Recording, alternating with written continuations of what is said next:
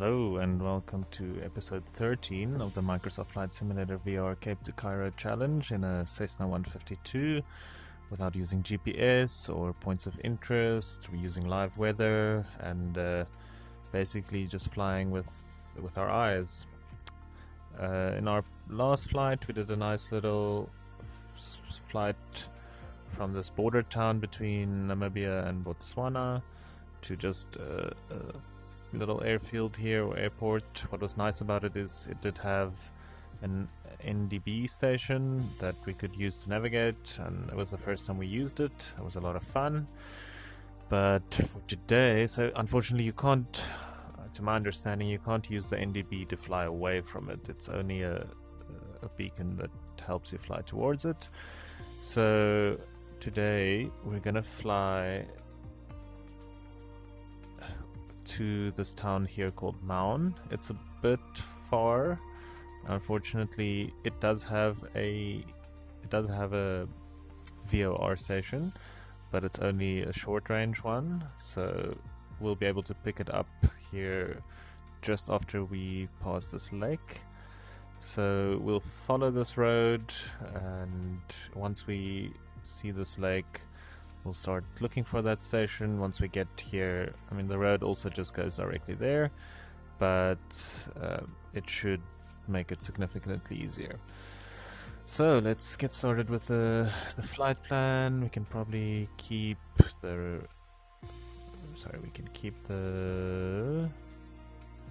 range rings. Yeah, save that, sure, why not. I also just looked a little bit to see if there were other VORs nearby, and I saw for the future a nice one here at Victoria Falls that has a long range 195 mile one. So that's going to be a lot of fun, finally having access to a long range VOR again. So we'll take off here, runway 6, and just in the direction of the road. That's nice. And then we'll land here at Maun. We won't necessarily, it's going to be a bit of a long flight. Let's do runway 08. So we won't be flying very far. I mean, we won't be flying into the Okavango today, but I was thinking for the next one we'll probably do a little bit of a trip here around this, because I think it's gonna be beautiful. But once we get closer and there, we should be starting to seeing a little bit more greenery. So what do we need to look out for here? We need to think of our rough heading around 55 degrees, but we'll probably use this road more as a guideline. And then at Maun, our frequency that we'll configure now once we're in the sim. Yeah, not too much else here. There's a big river with a bunch of we're crossing a river there. Gonna be next to this river, meandering. It is a bit of a long one. Let's say it's 18 plus, yeah, it's about 150, 160 plus that one. Yeah, so it's probably gonna be a long flight. Strap in, enjoy. It's that's what I wanted to see. Wanted to see what Maun's code is. Foxtrot Bravo Mike November. Makes sense. So I think obviously we're in Botswana. Botswana's code is FB, and then Maun. Alright, and let's turn the time to a nice early morning flight. Want to make sure our weather conditions are live weather. Yep, all good. Okay, they estimate about an hour and a half, if that's a straight line, but we're going to be flying a little bit on a meandering path. So let's switch over to VR so long. That sorted. There we go. Yeah, very excited to start seeing a little bit more greenery, a little bit more water. The last few flights have just been desert. At runway 6, ready for departure to the north. Okay. The game sometimes does this if someone can figure out why or what I need to do, but sometimes I need to restart it. It doesn't want to show me the like ready for flight button. There we go. Tower Cessna 42 Still not 6, quite sure ready why. for departure, north departure. So, wrong button, sorry. The only real important thing for us would be to look at our map and get that frequency of the VOR station. That also has, I forgot to mention, it does have distance measurement equipment, which will be very nice. So 112. Why is it not? Why am I not turning? Hold on. I may have not.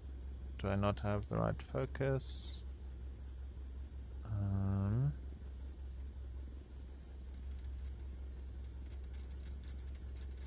It's not doing it.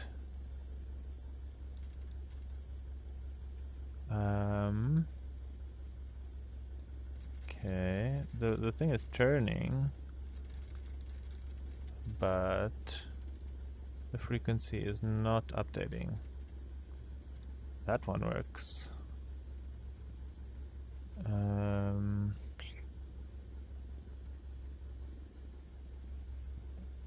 That's not great. I guess it's true. We don't have an emergency because we're not in the air, but this is a bit of a problem. Does that do anything? That does not.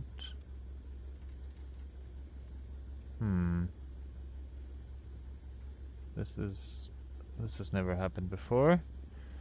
Let's quickly just restart. Maybe that's the reason. Nope. Okay. Let's try it one more time.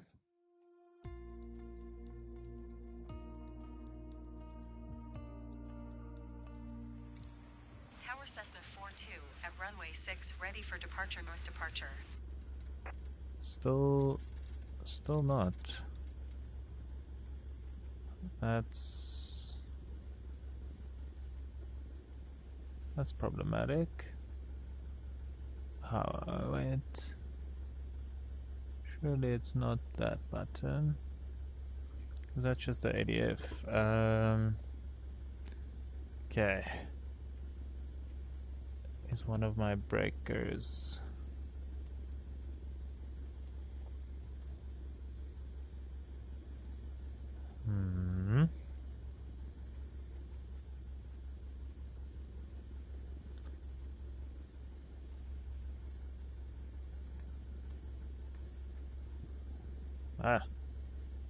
That seemed to do something.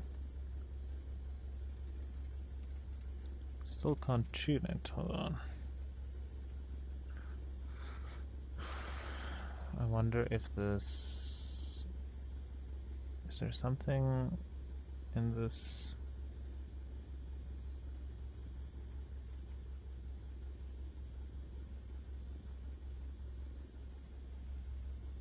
Are you ready for flight? No. Okay, that's problematic. I do wonder maybe if we go out. Sorry about these technical difficulties. It's just never happened before. It's the same. That's all gone. It's the same one we've been using. So I can't really understand why. We went from Ganzi to Maun. 10 to 8, sure. Okay, let's try it. It is VFR. Something change here? I mean, technically I'm flying like that. Unavailable. Okay. Why? Let's have a look.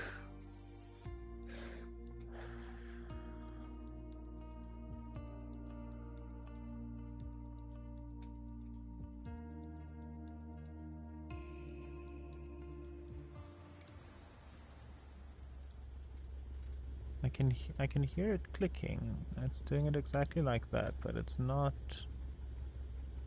working. This is just the sound. That's not the button turning it on.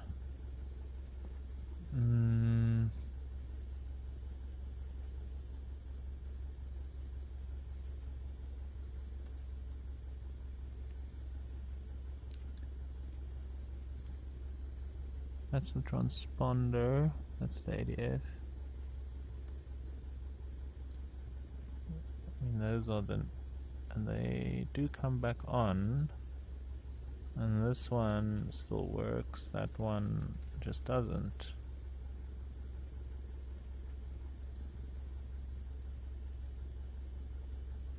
Now it's working. What? Okay, that was very weird. I played around with the volume, pressed the buttons, did reset it but I've done that before and it didn't do it, so that's very bizarre. Okay, well, I guess these are the trials you would face. Something isn't working like it's intended and you have to just figure it out. 112.7, and we can turn on DME on, make that active. So we don't really care again about the angle towards it. We're just gonna fly towards that airport. We'll see it. Yeah, our rough heading here will be about, I think, 55, but we're going to follow the road and hope that we don't have any other instrument malfunctions. I just want to double check, did I turn, I've made this mistake before. Where are we? Did I turn the settings off so I don't see my trail? Because I always forget to do that in a little nav map. Yeah, the trail would have been on. That's not great. Okay, glad I remembered about that. I think we should be ready to go. If I can turn that off. Map ready, flaps up, mixture full. I do have controls. Let's just reset my position here a little. Oops, there we go. Okay, I was thinking, see, there's the windsock. We are facing into the wind. The wind is coming a little bit from the left, so we'll just try and make sure we steer a little into it so that we don't get pushed over again. Okay, parking brake is not set. Here we go.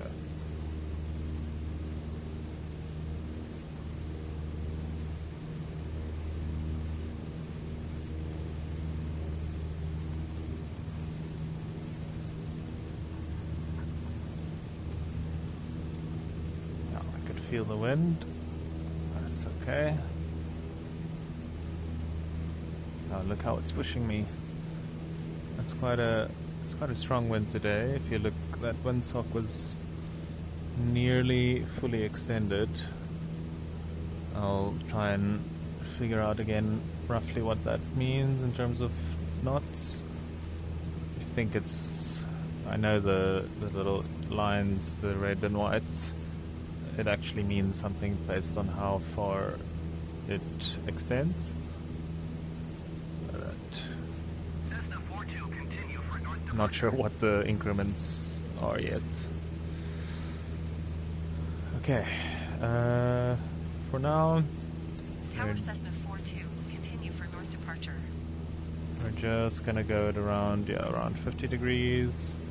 Gonna follow this road. Also appears that there's a little, is that a road next to it or maybe a railway? Looks like it could be a railway crossing, so I'm guessing that's a railway. It's awfully white to be a railway. Looks almost like sand. Maybe a dirt road.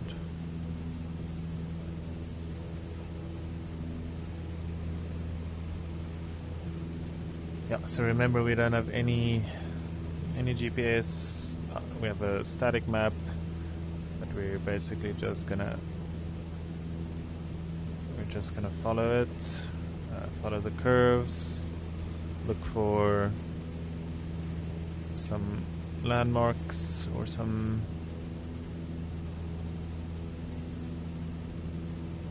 interesting shapes in the road, but we don't have a real marker. That curve there is probably that curve, but it does look very much like an S. Is my line just my line is just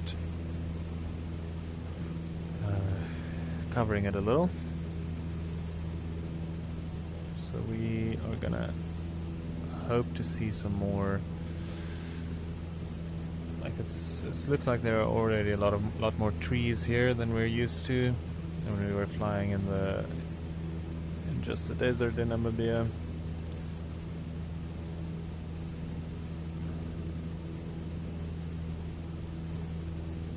Okay, I'm gonna try and see what we can do with our mixture again. Trying to get a little bit more power.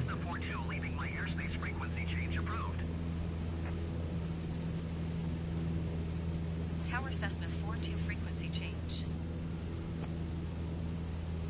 Okay, Okavango climbed a Delta little. Cessna 42 is type Cessna 152 5 miles northeast of Foxtrot, Bravo Golf Zulu 5,200 feet.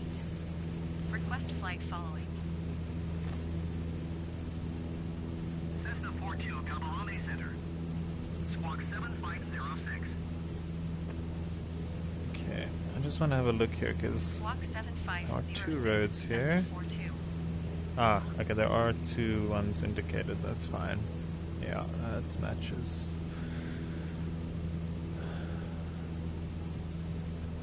Yeah, I'm really looking forward for flying around in the Okavango for the next episode. It's gonna be quite a, like I said, a stark difference from the desert. It's gonna be very green and a lot of water. We can probably cross this. We don't need to follow the road directly. We can, as long as we can see it and stay with it. And then slowly make our way to our first real big landmark. Well, I guess the Okavango Delta is also a landmark, but the Victoria Falls, I think, is going to be a big one. Just to try and see how well they render it in the game, or simulator if you ask some people. They don't like it if you call this a game. I don't really care.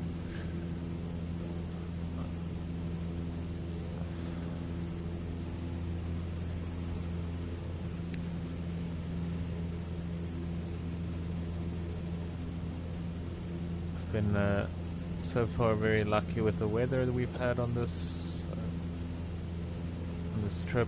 Mostly clear skies, a few clouds here and there, but nothing serious. A lot of mist in the mornings, but no huge thunderclouds or anything that you have to dodge or go around or over. I'm not sure how easy it is to go over a thundercloud in this small plane. You'll probably just try and avoid it.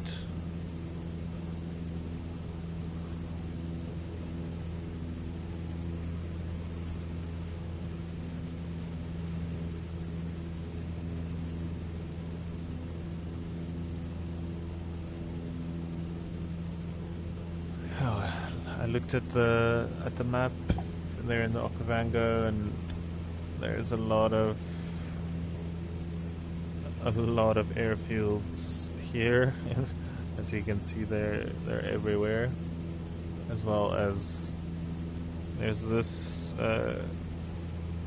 VOR from Maun. Whoops, let's maybe put the map a little bit more in front so we can still see our periphery.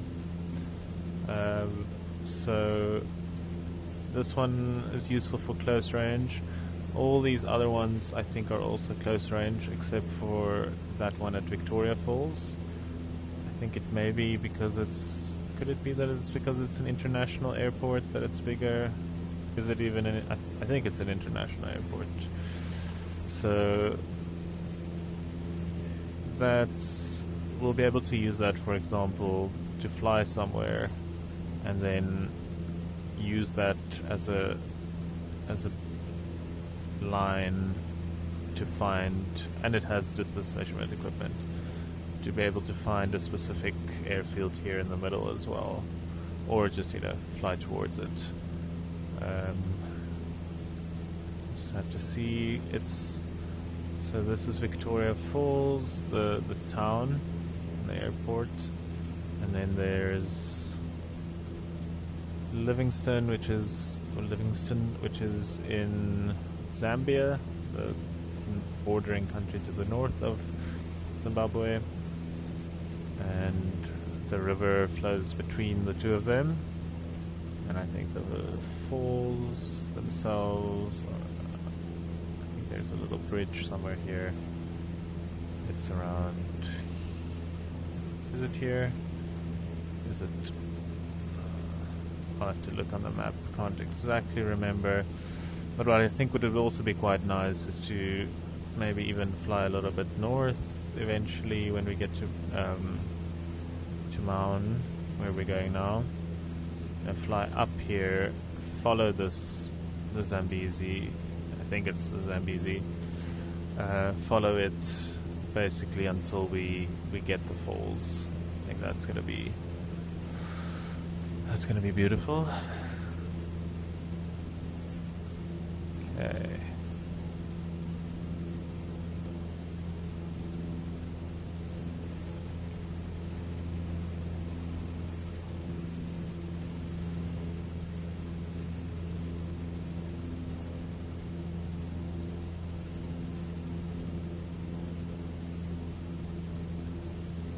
I think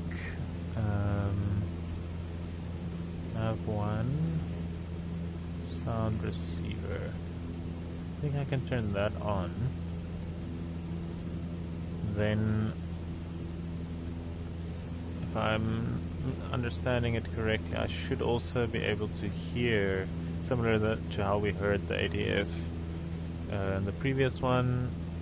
I should be able to hear the Morse code signal coming in when we pick it up. It'll just help us spot it a little bit earlier, or hear it a little bit earlier, and then we can just basically dial in until it says 2, and then the line matches, and then we just fly that heading, and we will get there.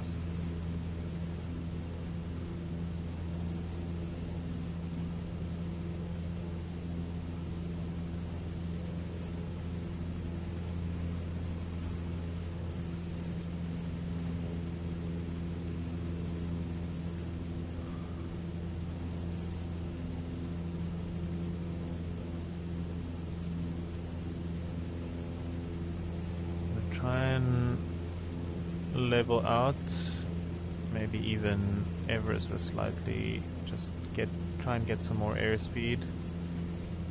I saw now, so I'm using a modded Cessna 152, which may need to use the DME, which I think is a reasonable instrument to have.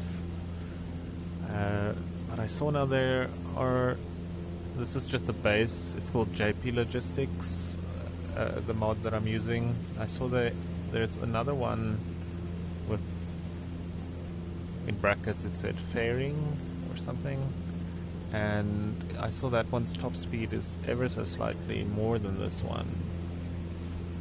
So I was actually curious to know what the differences are between them, so that maybe we can fly with that one next time. Boost a little bit, especially these long trips, just to get a little bit more, because I think now it's going to start getting interesting. We've crossed the desert, or we were busy crossing the last part of the desert, and now we're heading into a lot of water, a lot of big lakes. I think this is Lake Kariba, which is quite a big one, and then I think this would be Lake Malawi. Yeah. So these are some of our bigger lakes here in Africa that we're gonna pass through, or pass by. So it's gonna be interesting. And as I said last before, in the previous one, Lake Victoria is also quite a big one. When we're not actually going this far west probably, but this is actually quite a large rainforest here in Central Africa.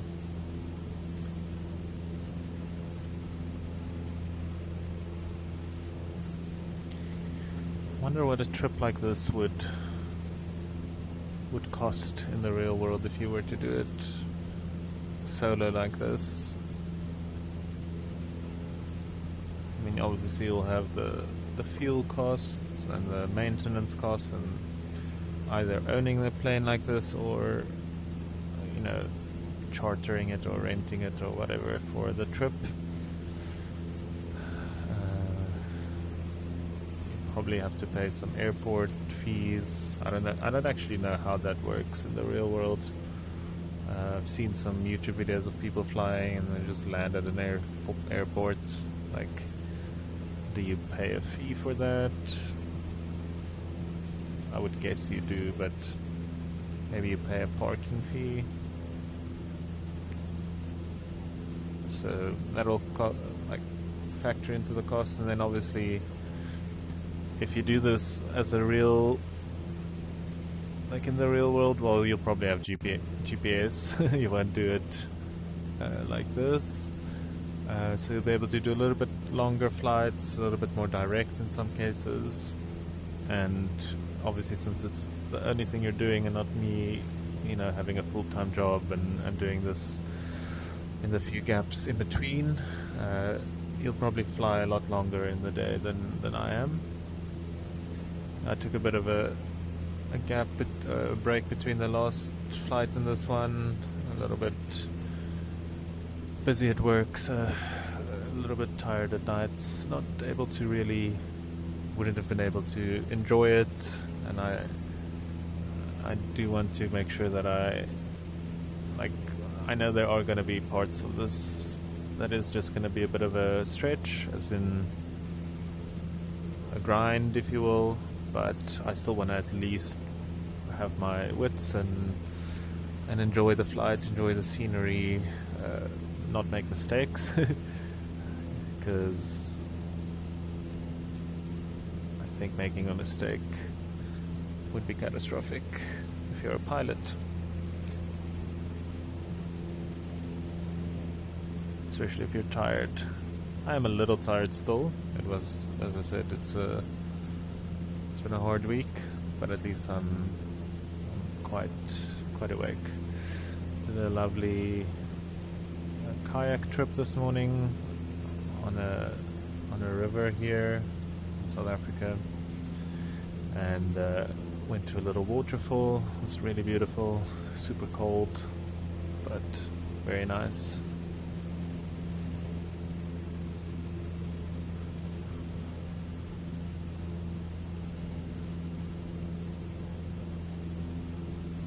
From a boat to a plane in a matter of hours.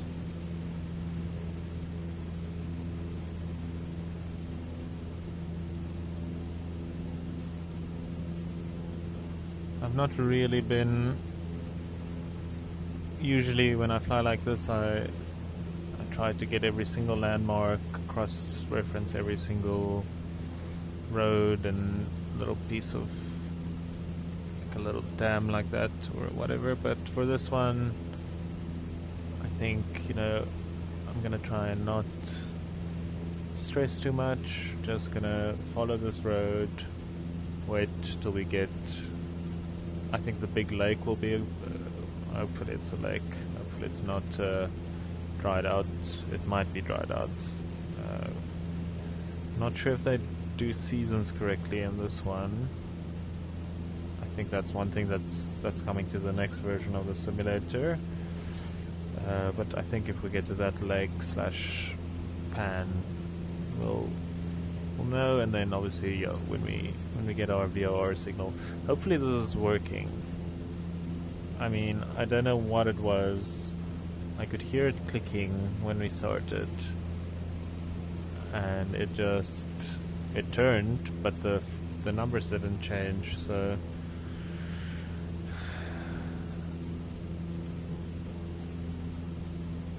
not quite sure what that was.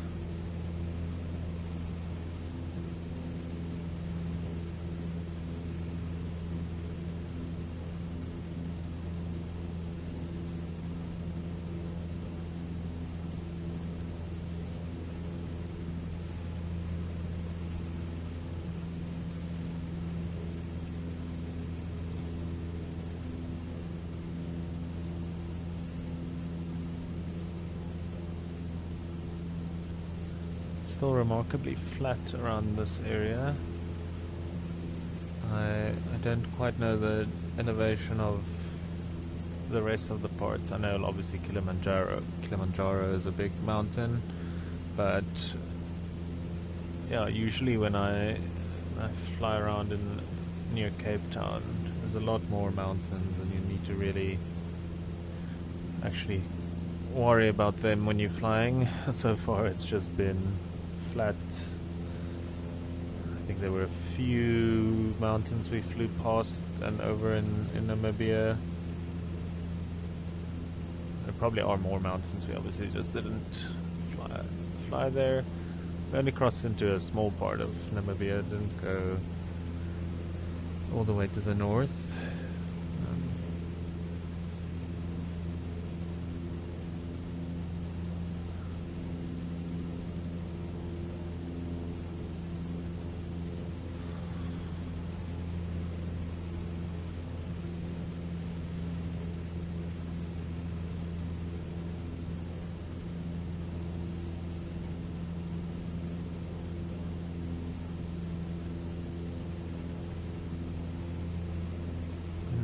On this road was a little bit, there was a small town somewhere.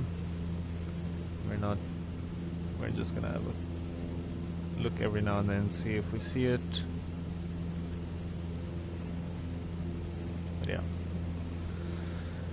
hopefully this is the last, if in a while, like long leg flights. I did try and see, if I could maybe have gone to that one. It's probably, maybe if we see it, we see an airfield, we could cut it short and just go land there, split this long journey a little bit. But I looked at this map and I'm like, well, this isn't a VOR that we're seeing, so I can't really use it as a way to get to this point. I have no real way of measuring this distance to know at what point we should turn to see that airfield. I think it's also like some of these are big ones and some are really small, so this is like if it's on a pan, it might be easier to spot. But I thought, I really want to get to Maun. Let's push through this one last big push, and then from there on it should be smaller flights around this area. I mean, we can even, maybe it does look like a lot of airports, but you can always just have some fly until we see an airport and land. We'll always be able to navigate back. No, we won't always be able to navigate back. We'll get to there. We'll get there when we get there. It's not shouldn't get too ahead of ourselves.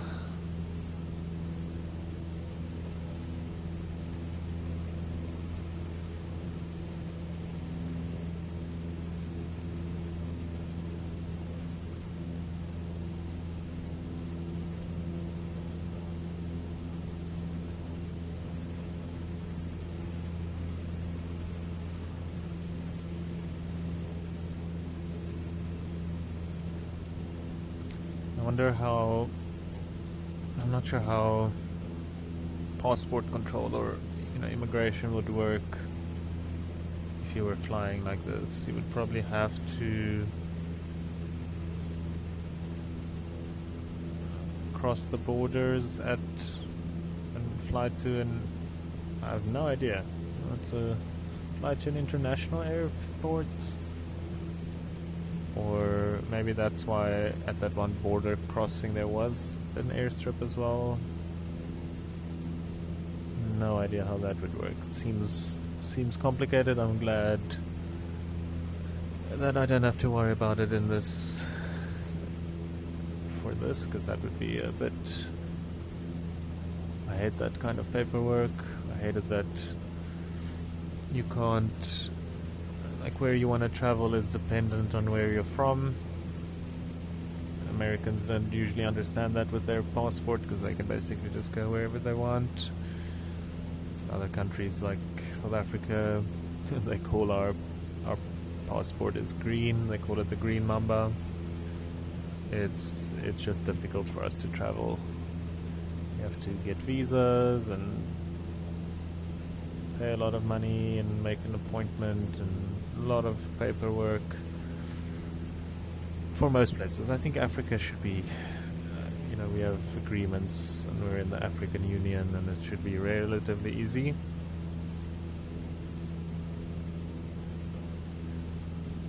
Yeah, I don't like that paperwork.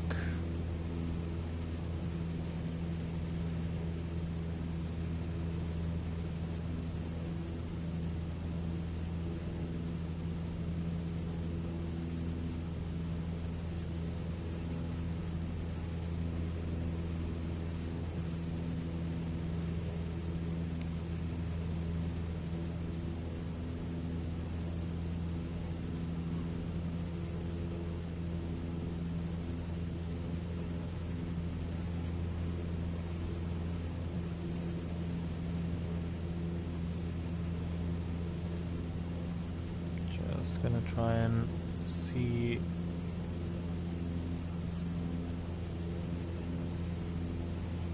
for interest's sake if we do want to see that airfield. I'm seeing this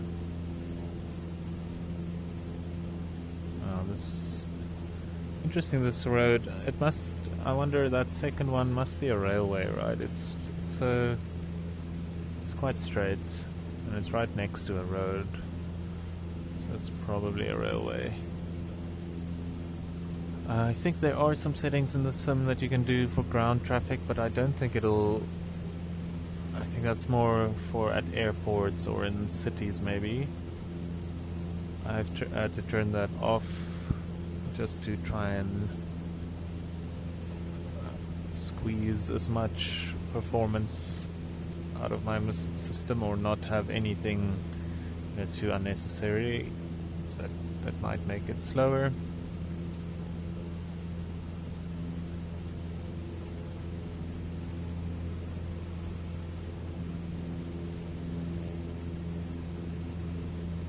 Alright, what are we seeing? Seems to be a little bit of a hill there in front. Am I imagining it, or is it starting to look even more green there in the front? And are those clouds I see there on the horizon? Or is it just how this game renders the horizon? We'll find out. I'm quite nervous for if I do fly and I go into a cloud. I've done it once before and you basically have to trust these instruments because your eyes are useless to you. You have no idea where it's up or down, or you know, if you're going up, going down, banking, you basically need to just keep it as level, keep it as straight as you can, and or ideally not go into the cloud to begin with, I think.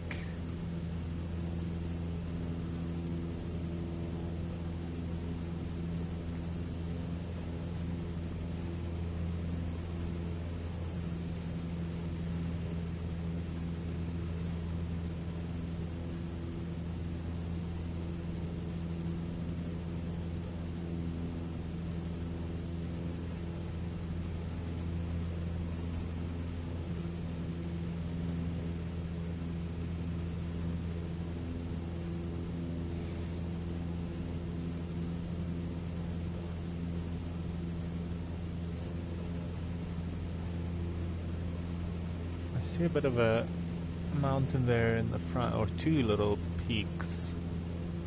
Finally some relief. Because yeah, it's really been awfully flat and awfully, I wouldn't say boring, but it's been a bit monotonous in terms of landscape, in terms of features. It is nice to look out and see something different every now and then. So let's. I'm hopeful that we're gonna get there.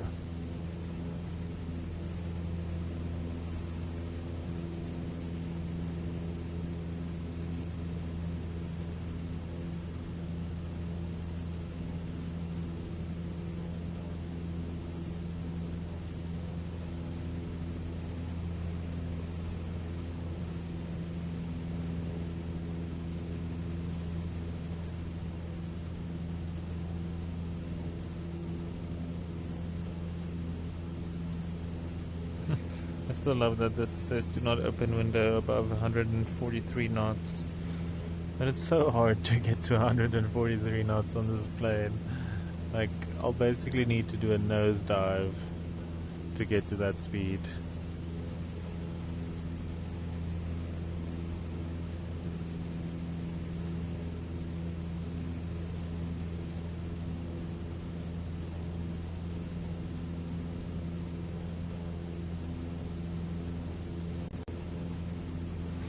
Curious to know why the other, I think this modded one is ever so slightly slower than the base one, and the fairing version they had for the modded one is the same speed as the base one. It's something like this one's top speed is 193 kilometers an hour, where the other one is like 198 or something, so it's not a substantial difference, but I mean, over a course of 2 hours, it might be significant.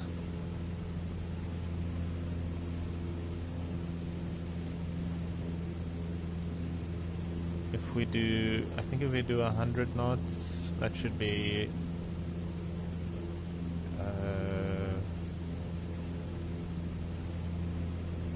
100 nautical miles an hour. I'm not sure why they don't just call it nautical miles an hour. Anyway, then that should be around 185 kilometers an hour, I think.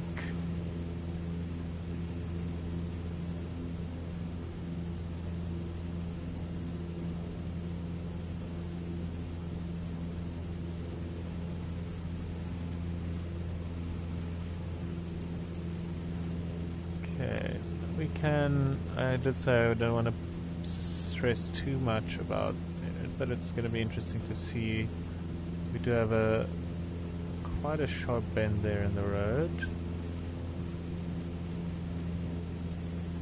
where was actually a bit silly if you think about it. I could have 387. We could have used this ADF.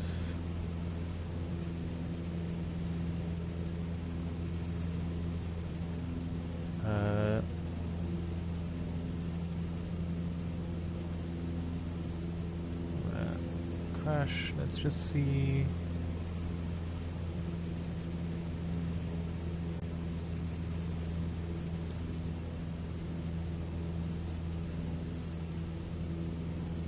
Could have used that just to see that we're still picking it up. I guess is that a little bit cheating in the sense, because I know in the real world with radio frequencies nothing is ever exactly arranged. Like, you can go far away from a radio station and you'll still hear it. It'll just be a little bit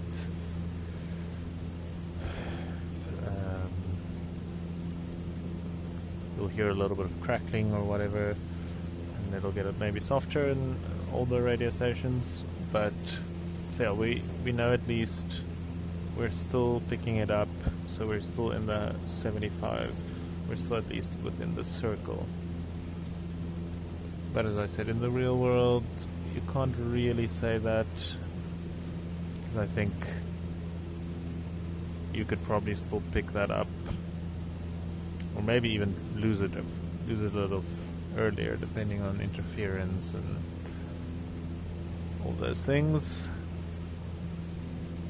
Like radio frequency stuff is very much magic. I mean, it isn't, it's science, but it's not. If you look at some antennas and some things, it's a bit remarkable that it sometimes works.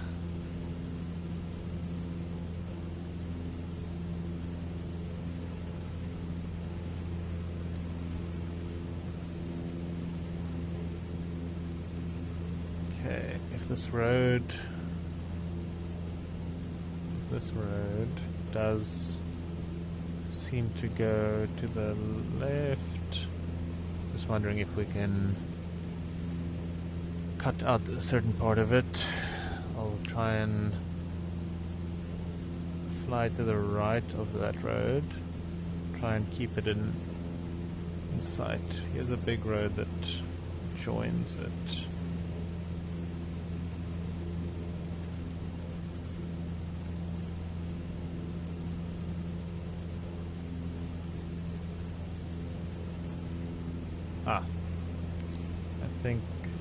I think it's this one, yeah. Because look, it comes in from a little bit of angle, then it makes straight, and there's a little one there that we see they're presented there. Okay, so we're roughly here. That means we can. I lost it again. I think that one line is confusing me a little. Let's bring it up again.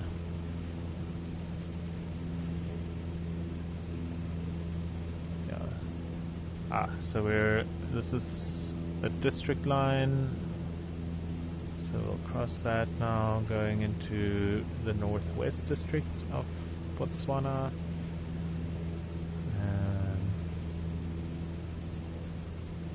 Yeah. Okay. Seems good. Seems that we'll probably lose the ADB soon. This road, as I said, does go a little bit to the left, but it does veer right again.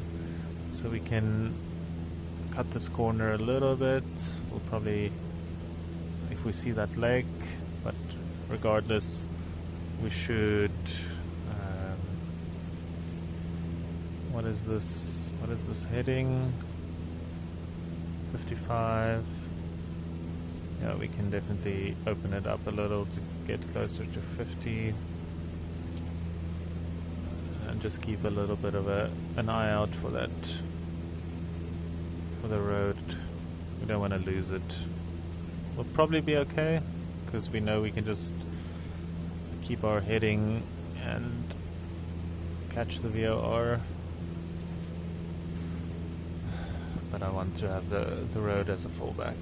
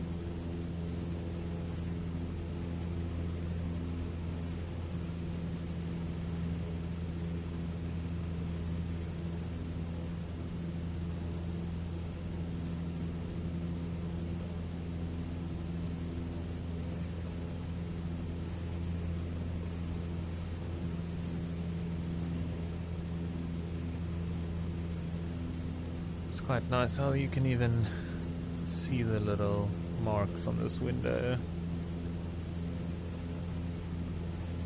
One thing, you know, virtual reality still can't quite, it's hard to obviously code in.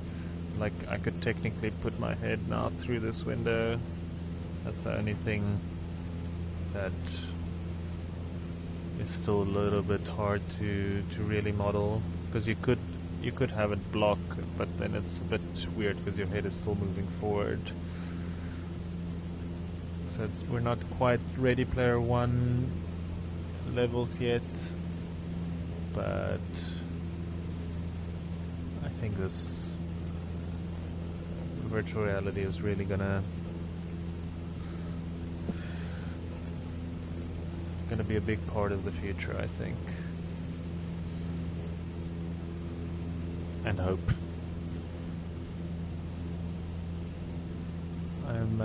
I'll be keen to do a bit of an explainer video showing my setup, showing the software I use, showing how it all works together. Maybe it'll inspire someone to also start doing this, or at least getting into virtual reality. I'm also keen to do a bit of a review on the Quest 3, at least my thoughts on it, and why I think a lot of people would really enjoy it.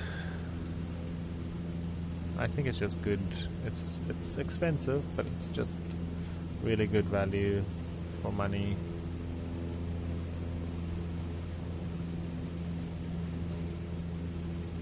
Yeah, I'll try and structure a bit more of a review, not just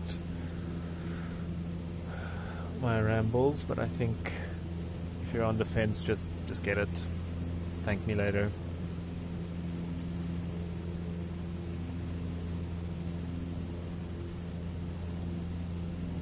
Interesting little peaks here in a line. Huh.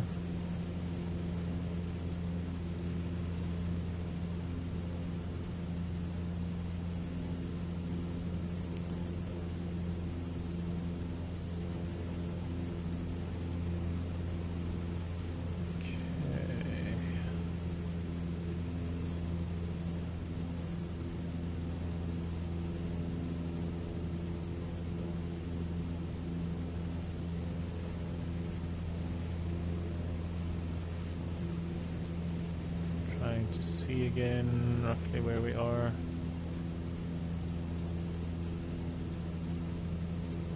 think we'll start losing that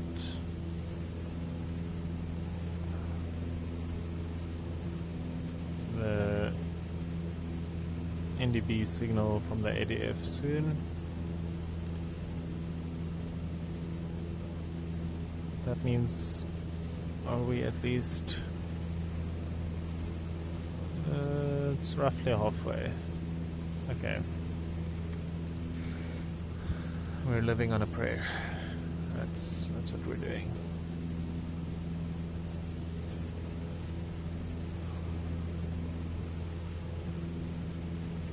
still don't really see the lake. As I said, in these areas, if you see a lake on the map, it's either a lake or a big patch of dried dried sand or dried mud. It makes really pretty patterns when the mud dries, but yeah, lakes here are very, apart from the big ones obviously, are very seasonal.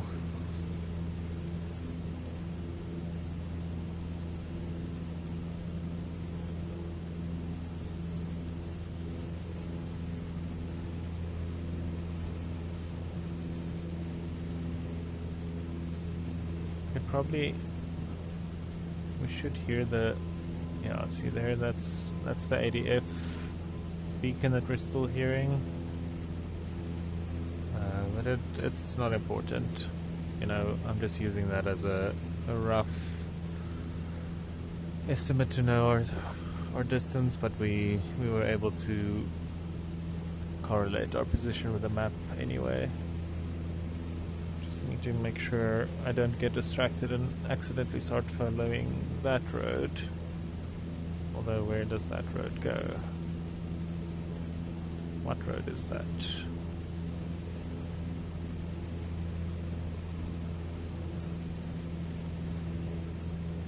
Ah, here's one. It's probably not the end of the world. I think Maun is a big, you know, hub in this area. It's quite a big, relatively big town in this area. So most roads will probably lead in that area. Is that a dam or lake I'm seeing? That does look like it, eh? Oh, that's great. That's really. It's good if it is the case. We can basically, if it is the lake, we don't have to go all the way there. We can swing past the right of this lake, and just after the lake we'll get our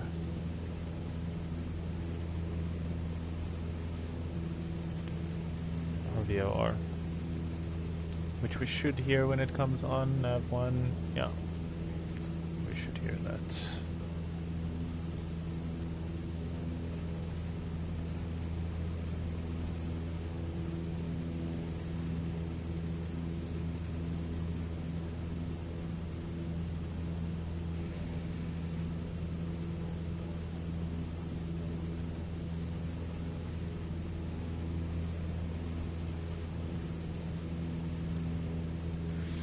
So I was wrong. It's not a pilot or a dried piece of mud.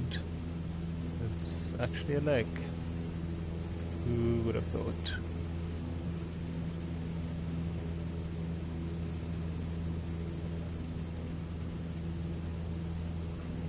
I know there's a lake here, or a salt pan in Botswana. Right here, actually. I looked at it on the map. I thought it was further south, but it seems to be there. It's called the Mahadi Pans. It's also very large salt pans that are dried. I'm not sure if it's dry all the time, but probably not, because there was, if you dig a little, you do find some mud. I think they filmed some Top Gear episodes there, probably like 10 years or more ago. It was still Jeremy Clarkson and them. They did a bunch of crazy stunts there because it's super flat.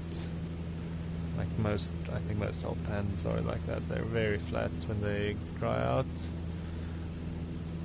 So it's really, you can get stuck if you get into a spot that's more muddy than you thought, but luckily it won't hit anything because it's just flat as far as you can see.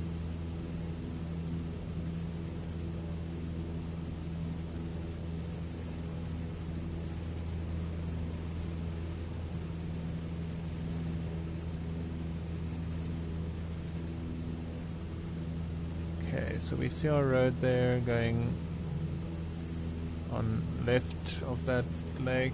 We'll just stay to the right. Yeah, my heading was a little bit off, but it's okay. We need to keep our heading at about, I think 55 is good, but I'll keep it at 50. Try and get some more airspeed.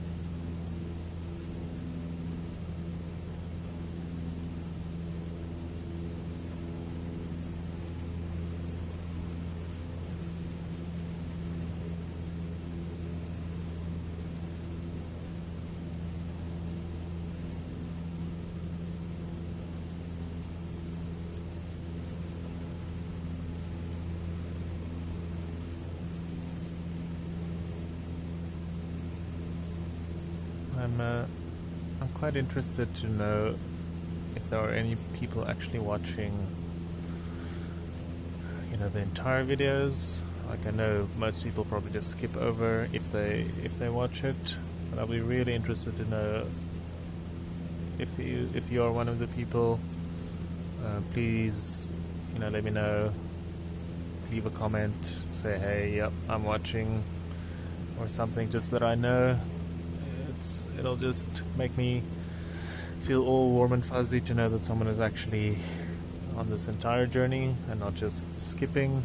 But if you're, I mean, if you're skipping, that's also perfectly fine. It's just be very interested for me to. I'm just interested, really, to know. I'm trying to still do this just as a record of the whole trip. I know the long videos are long, and you know, our attention spans are not as big. But would be very interested to know who's actually watching all these middle parts as well.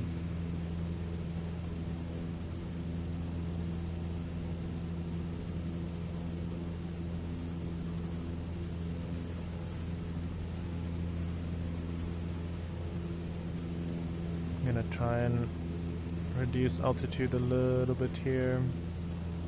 Try and get some nice airspeed going. Maybe see the lake a little bit closer.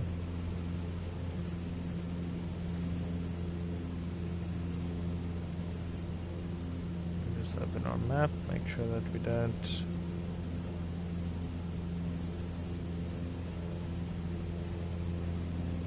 just to the edge of that. If we just hit that edge of the lake, we should rejoin with our road.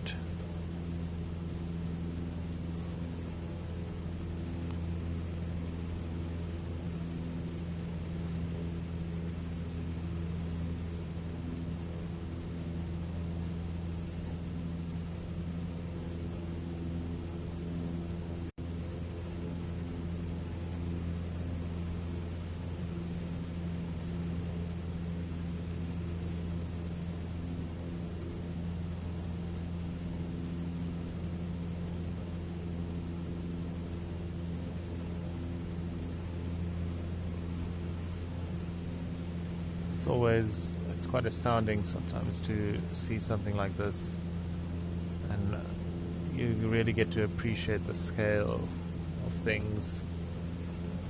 If you think of, like, we are actually flying quite fast, and it just feels like the lake isn't really moving, or it is. That just puts it into perspective how big it actually is.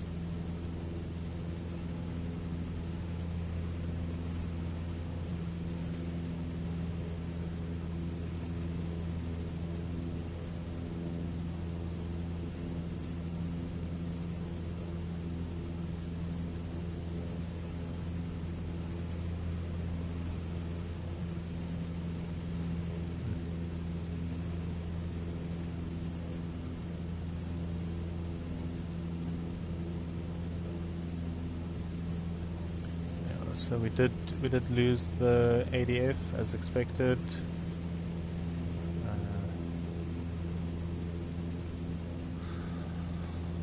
So we're gonna go back to the old, wait until we get our VOR, tune the VOR in, and then just follow it all the way to Maun.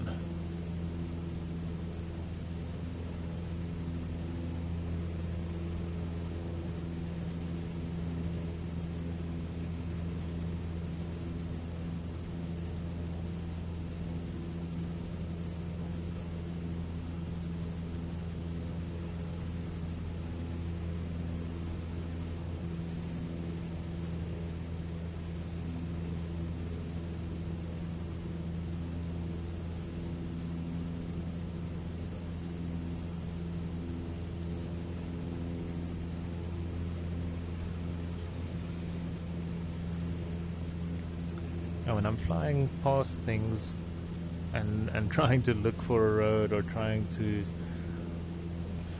find an airport or a beacon or something, I'm glad that the Cessna 152 is not the fastest plane in the world. But if you look like this and you're just seeing exactly where you want to go, there are moments where I'm like, it would be nice if it could just go a little bit faster.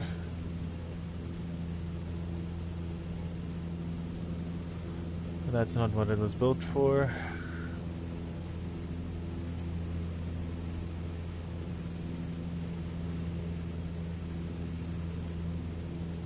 I don't think they make Cessna 152s anymore. They still make the 172. I don't think they do make them anymore. I think I read something about that the other day when I looked up all the airspeeds and the altitudes and things you would have probably wanted to know before you started flying it, and not in the middle of your trip. But I can't know everything beforehand. There has to be some learnings along the way.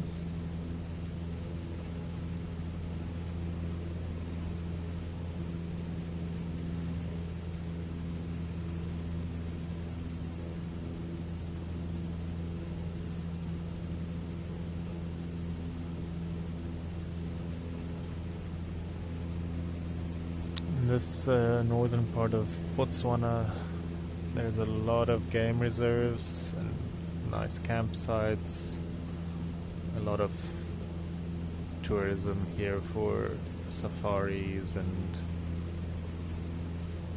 going.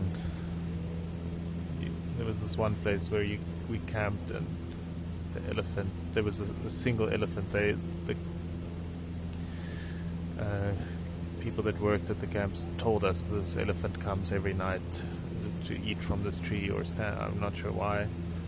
And surely, like, it actually came, and it was quite scary because at night you just see this sudden black thing in front of you and realize, oh, that's an elephant. They're quite big, but it's really majestic to see. I don't think we'll see elephants. I think in some of the trailers for this game they show it, but I'm not sure if it'll actually render them.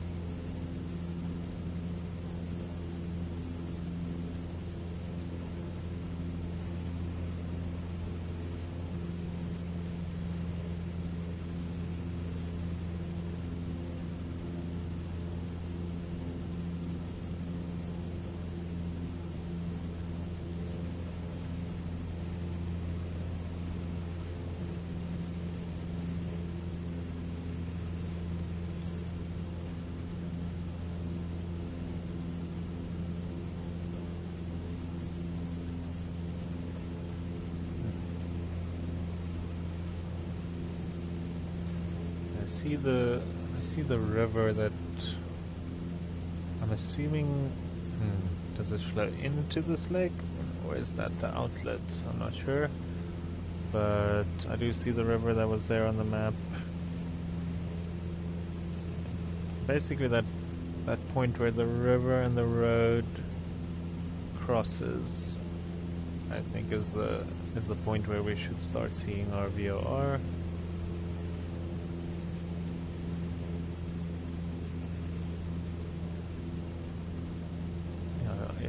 If you know what I did wrong, or if, like, why the nav radio, or why I was able to turn the dial but it didn't go, if it's a known bug, or if maybe I pressed something wrong like I did. Like, I restarted it a couple of times, restarted it again, and then it worked, but I'm very curious to know if that is a built-in, because I know in a lot of these planes you can, to make it interesting, like, simulate failures. Like, okay, well, your altimeter broke, or this broke, and then you have to fly without it. I'm not sure if that felt more like a bug than a feature.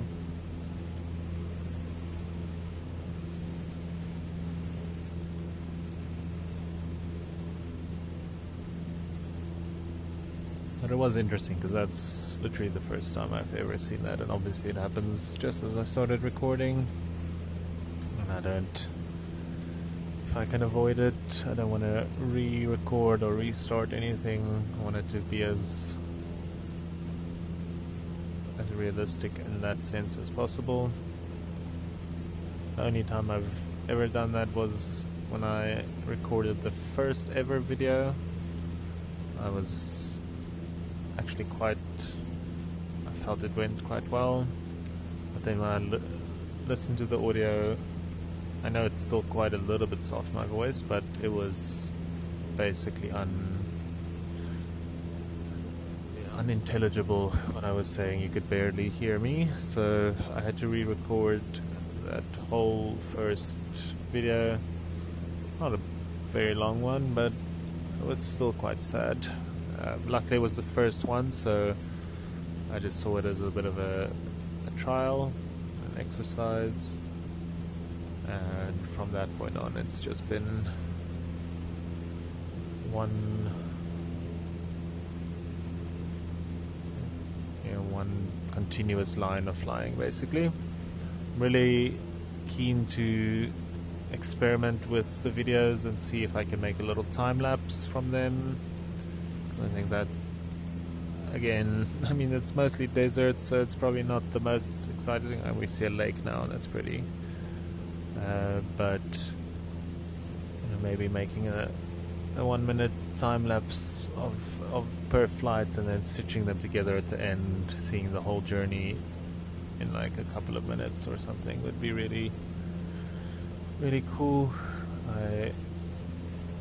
I've never really had to do any video editing.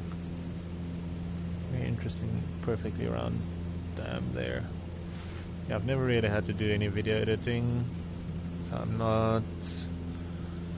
I don't have a lot of experience with that, so I'll be keen to learn.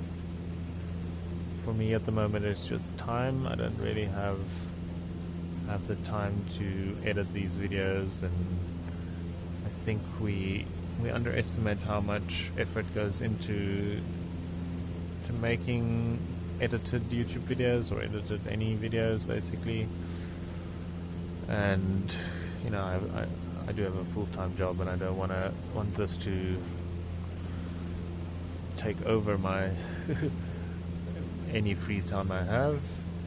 At this moment I think it's a good balance. I've been making the shorts, even that takes longer than you would think, and even just uploading this video, adding all the timestamps, getting a thumbnail, making a little cover thing, writing a little piece about it, it's a lot of time, and I don't want to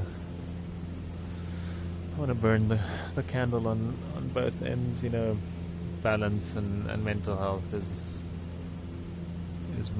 way more important to me than that. So the good thing is, you know, I have these full length videos. If I ever start editing, I can always go back and edit them. So it's not like we're losing out or losing it.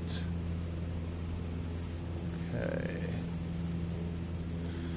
Finally some green, some real green again.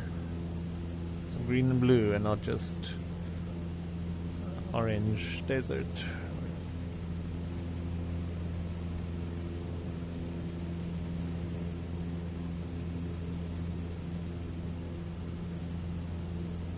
Okay, where is our road that goes past? And there's the river.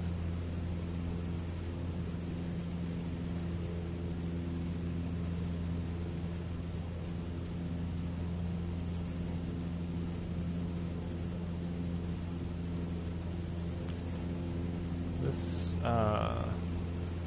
Boseto Copper Project. Okay, that's what that round. It seems like a tailings storage. So I think tailings is usually when you mine for stuff and then all the excess stuff you put in there, and I think you can still get some stuff back from it. But okay, so that's a copper mine. Interesting. Well, I did see that and I'm like, that's a very round, that must be man-made, and yeah, just so. Okay, so there's the road crossing the river, so we should hear our VOR coming alive, as well as seeing our needle, and also the distance.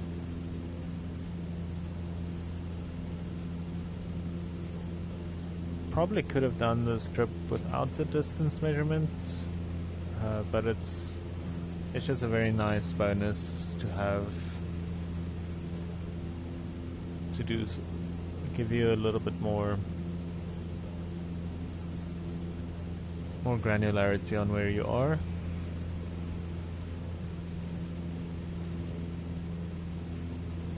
A little bit more certainty.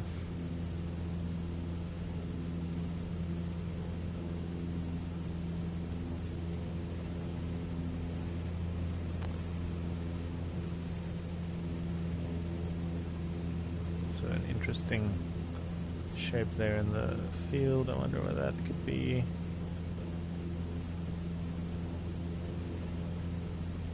This may be part. Okay, there's a little town here.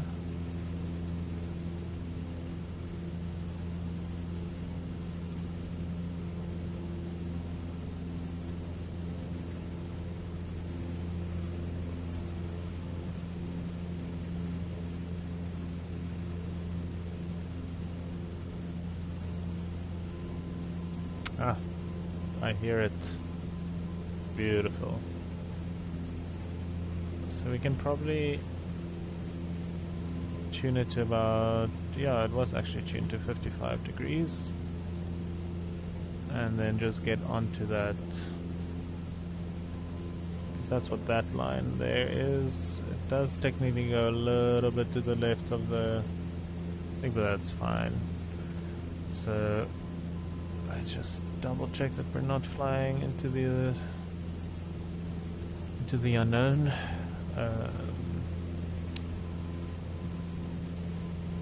There are two rivers here. Don't really see the second one. It must be going away that side. Okay.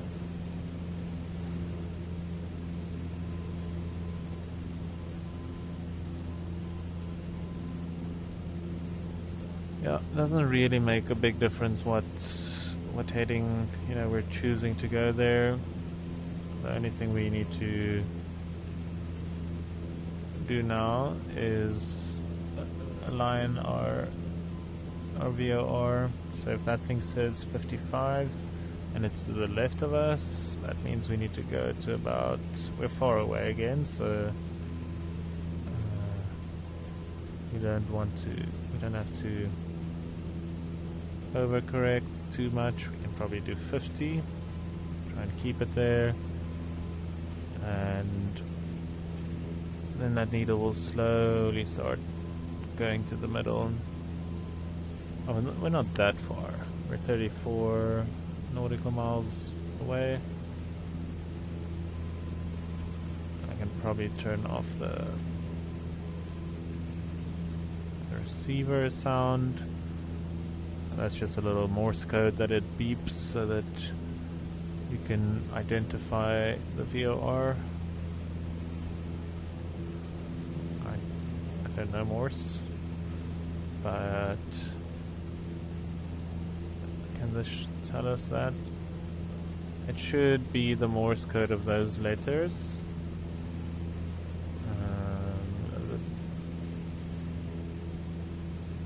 I forgot this can only give you more information about the airports, but if we listen to that code, there's the map, that's fine. It'll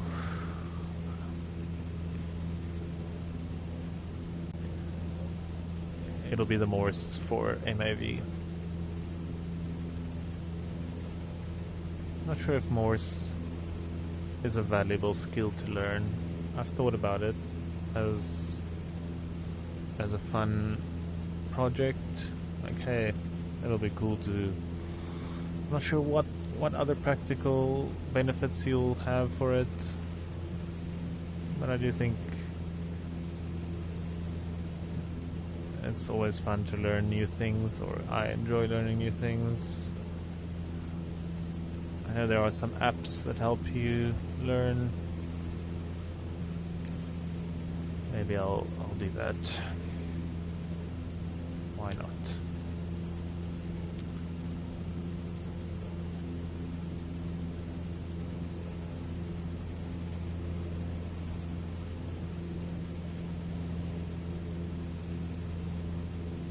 Just what's interesting to me is that road that I think is the main one. Where's my map? Is going that way. Oh yeah, well, that's good. Yeah, I was just curious because I saw the road going to the right, and I'm like, well, why? But it makes sense. We wanna be a little bit to the left of that road. All is well. We're about 30 nautical miles away. I guess we can start prepping a little for the airport and the runways and all those things. So we are going to runway 08. So it's not too far off our current course. So we'll see if we do a first time landing. There seems to be a big river here to the south, and a lot of greenery here. Is it just green? Is it really green, or is it just green because it's a park indicated on the map? Guess we'll find out. So if we spot the runway from far, we are going at this. Oh, sorry, that heading is 52. Interesting. But we're going at 55. It doesn't really make that big of a difference. And we're not actually. The VOR isn't pointing us to that spot, it's pointing us to that one. And we did actually line it up perfectly now, so now we can just try and keep that heading at about 55. And in about 27, 28 nautical miles, will be there. So if we travel at 90 nautical miles, or no, sorry, 90 knots, and we need to travel about 30, that means it should be about 20 minutes, right? Because 30 is a third of 90, and a third of an hour is 20 minutes. That's how I do that, those kinds of calculations, or rough estimates.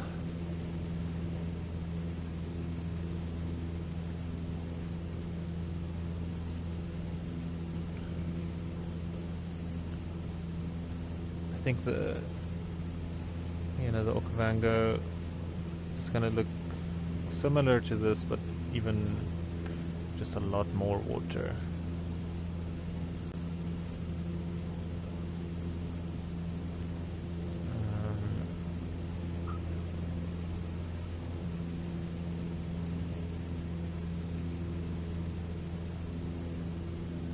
Okay.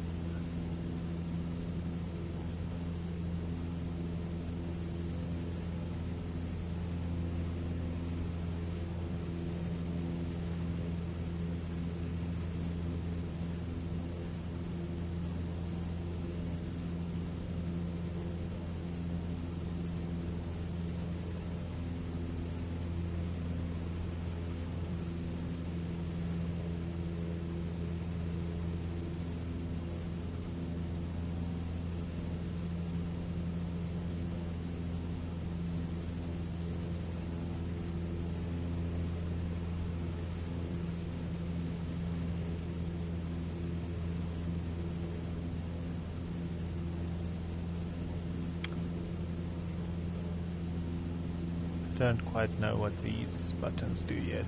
I'm trying to every flight familiarize myself a little bit with some of these dials. These ones I don't know.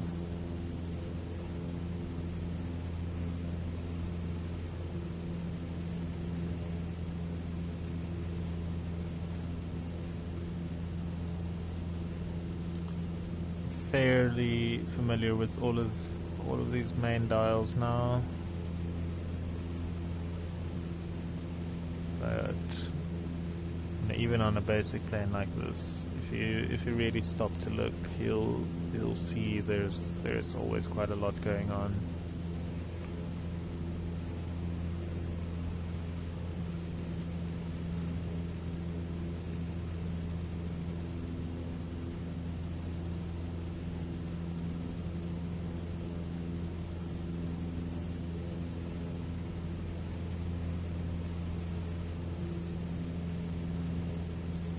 About 22 miles, almost there.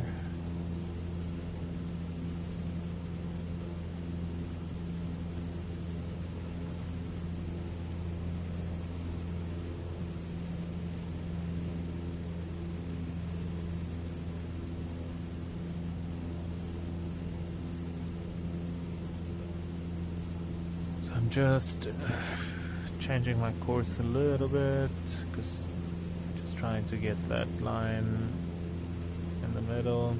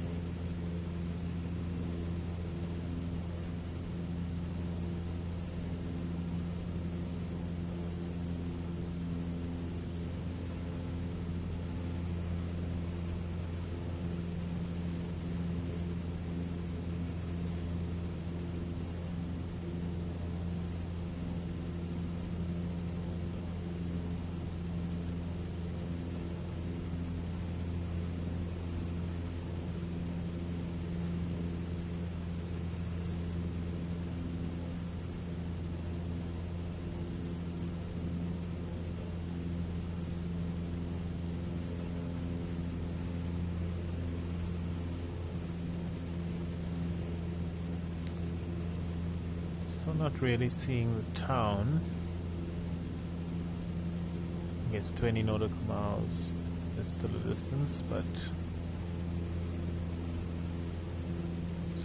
I'm not sure if the haze is just mist or if it's just how the game tries to optimize by having far away objects rendered.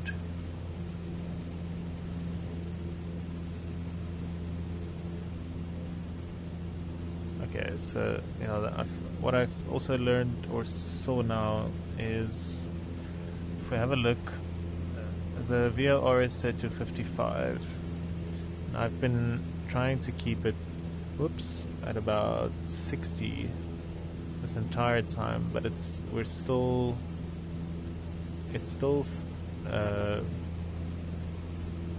line is still veering a little bit to the right, which must mean that there's a bit of a wind pushing us, because if you want to go at 55 but you're aiming at 60 and you're still not getting it, then it means the wind is actually pushing me a little bit more.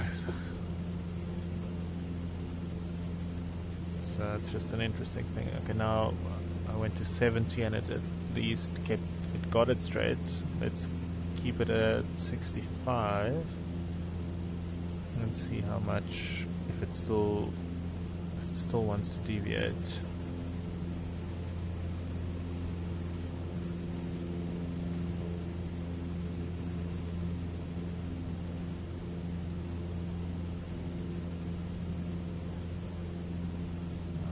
There.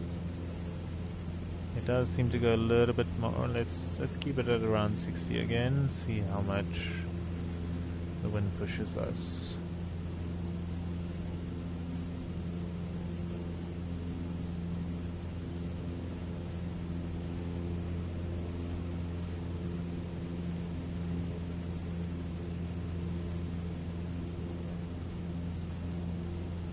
Means it looks like the wind is, if the wind pushes us, it probably comes from that direction, which is about roughly southeast, I think.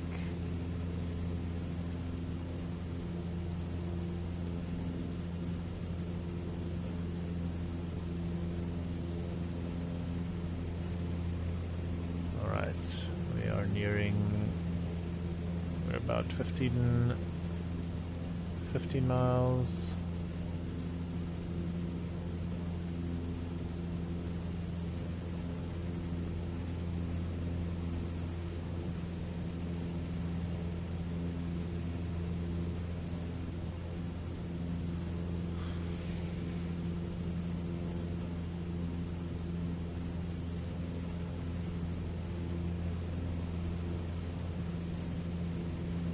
Really loving all of this water and rivers we're starting to see.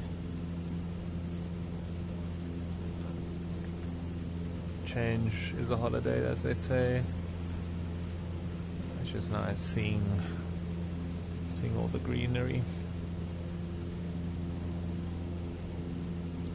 Okay, we are veering a little bit more, so I'll try and keep the heading back to 60.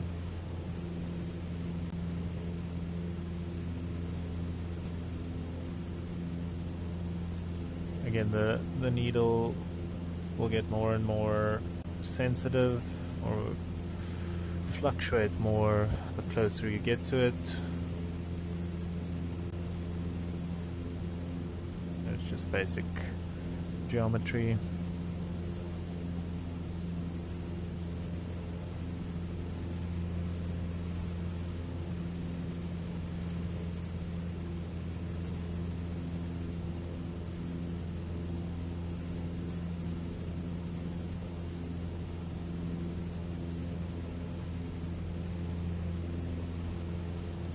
Okay, 10 miles, well, 11 miles.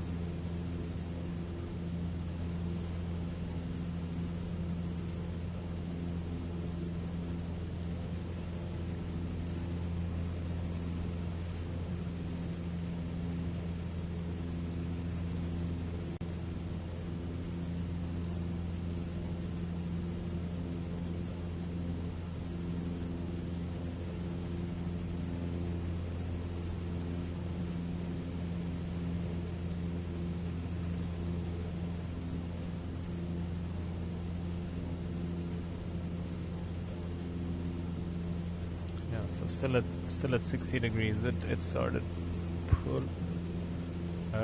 We were still floating a little bit to the left of 55. So I'm not sure how strong of a crosswind that's going to be. Or sorry, how strong of a wind, but that means if it does come from that direction, we land at runway 8, we should be flying pretty much into it almost. Oh, it'll still probably come a little bit from the side, but it's fine.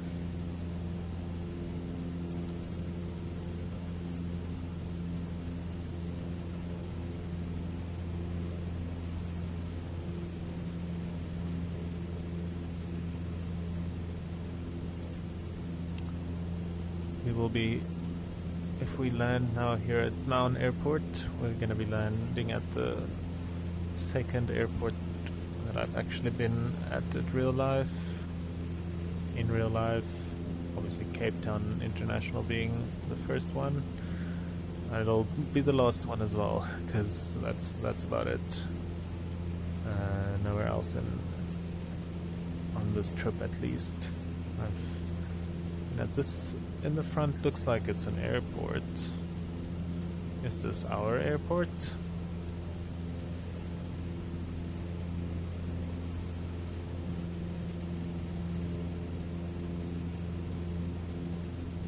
I'm gonna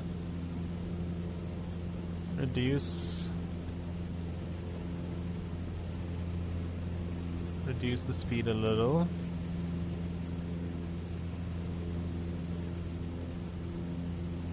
That one does look, it does seem to line up with what the runway heading should be.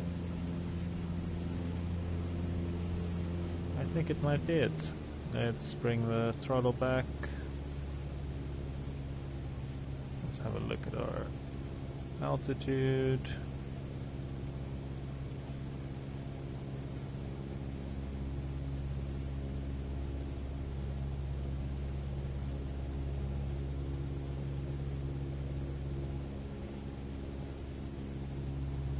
We'll definitely, if it is the airport, we'll definitely still do a flyby. Not gonna make that mistake this time of trying to land on the first go. Or maybe. Okay, so what I saw about the airfield, and I think I remember from it, is it did have quite a lot of parking here, yeah. So just remember from this side, the runway is all the way on the left, not this big taxiway. I don't want to land on the taxiway.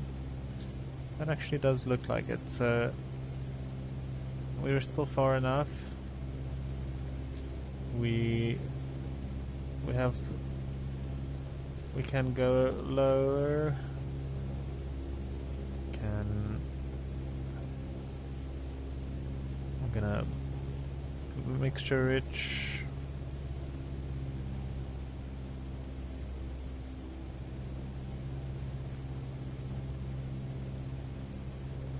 This one should have, I think I see some VASI lights that'll help us with the approach to make sure that we're at the right height. So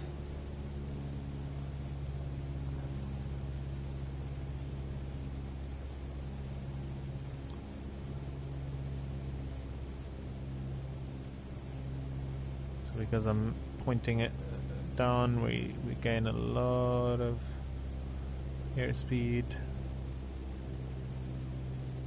Yeah, that's definitely our airport.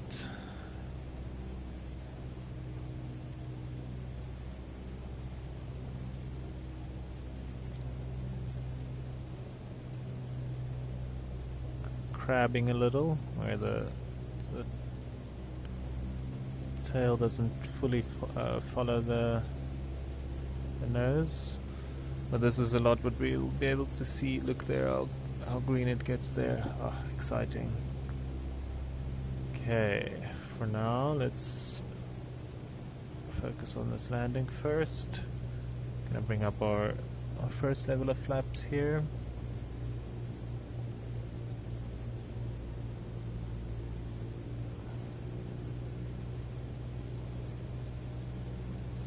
Gonna bring out second level of flaps.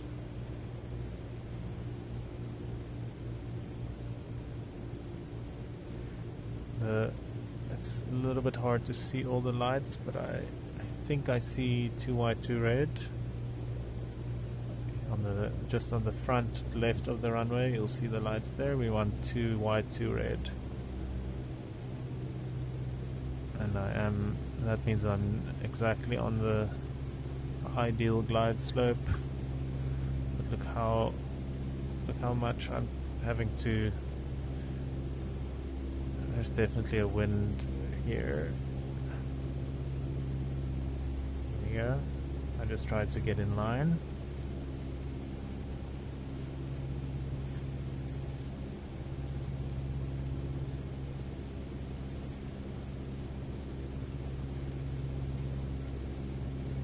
A little bit high now, because there we go. There, the second light came back on. That's good.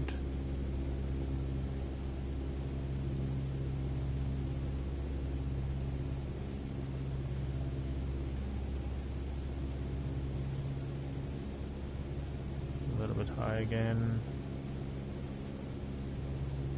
Rather one high than one low. I think we just crossed our VOR as well.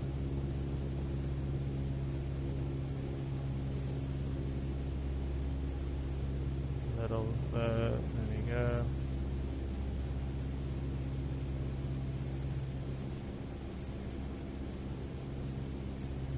I'm feeling good about this one. Runway 08 as planned. Okay, let's gently bring the throttle back.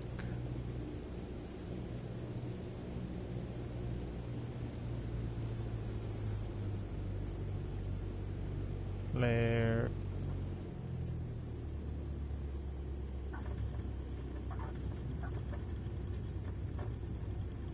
Oh, strong wind. Strong torque maybe. Would have been nice to take that off ramp. I can still feel like if I let go of the throttle, look how, even without any, look how it wants to, the wind is pushing. Oh. Okay, flaps up. I think I need to steer a little, at least turn the wings into the wind. Is this a runway exit? Yes. Okay, let's not take this exit at a too fast speed. It'll be very embarrassing if I crash on the part of the taxiway. I see I see some fuel pumps there. We are a little bit low, so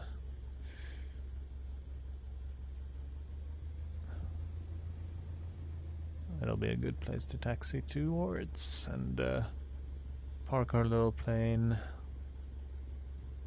right there.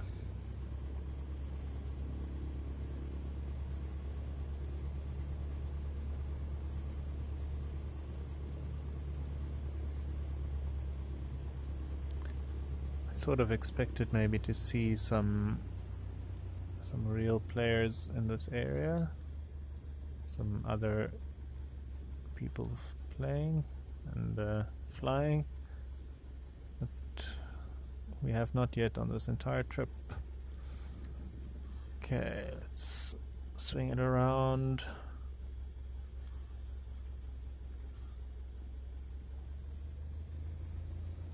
Not sure what the ideal way is to fuel. Do you want to have your nose pointed to it? Do you have access to both wings?